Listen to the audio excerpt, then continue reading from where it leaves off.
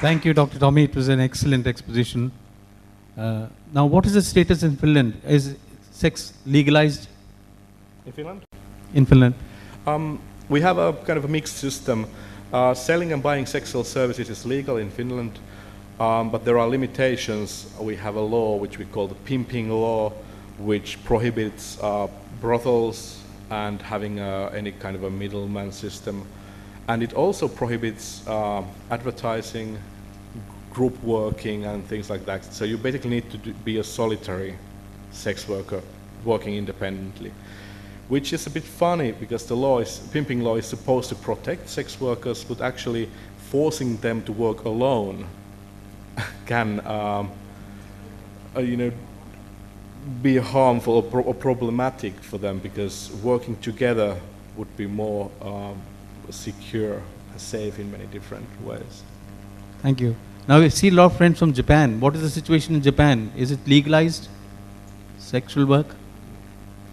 In Australia, the states control the regulations around sex work, and we have varying laws. So we have a decriminalised model, we have regulation, where there's lots of work at the moment trying to go to the New Zealand model, which is basically that it's just the same as any other job, and freedom of access and all of those services. I think it's such important work in just demystifying, in destigmatising, something that has been always around. As long as there's people, there will be sex work, and there will be sex workers, and there will be sex clients of sex workers. So, I think we look up to Australia and New Zealand at the moment what comes to decriminalization, and the stories from the sex workers seem to be very good from these countries, and sex worker organizations are very happy about the situation because it have brought them some respect and safety.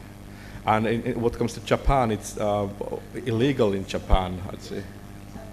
Intercourse is 100% illegal, but other things is...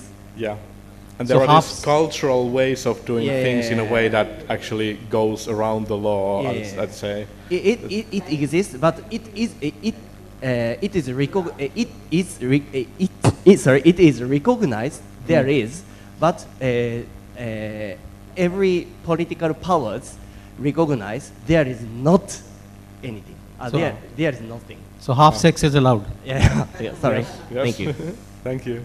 And there is happening about to meet somebody to, if they consent, they can do this sexual intercourse, but it's underground. Mm-hmm.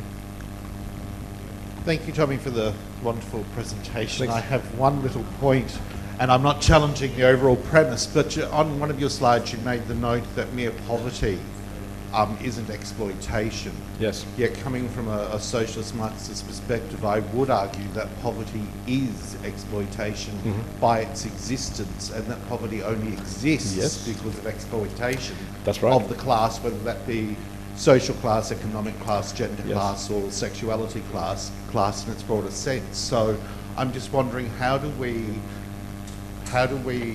reconcile the ideas from that Marxist perspective that poverty is from exploitation, yet, of course, in supporting the ideas you're putting forward, poverty is not mere exploitation. Yes, I actually agree with you, and I had to skip those examples to elaborate the very point you made.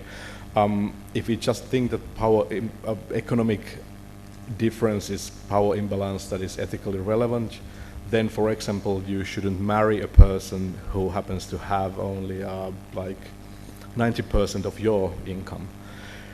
It's kind of an argument that it's a slippery slope at some point, but should you marry a person who is very poor and you happen to be a well-to-do person?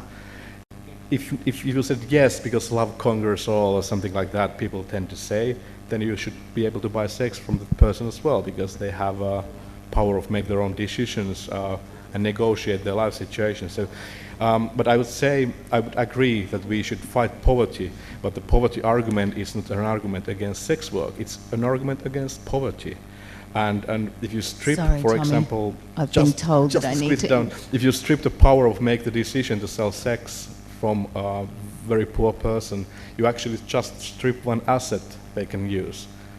Unless they are in such a dire circumstances that they really absolutely have no options, like after a natural disaster and some guy goes there and okay, I can help you, but it costs something.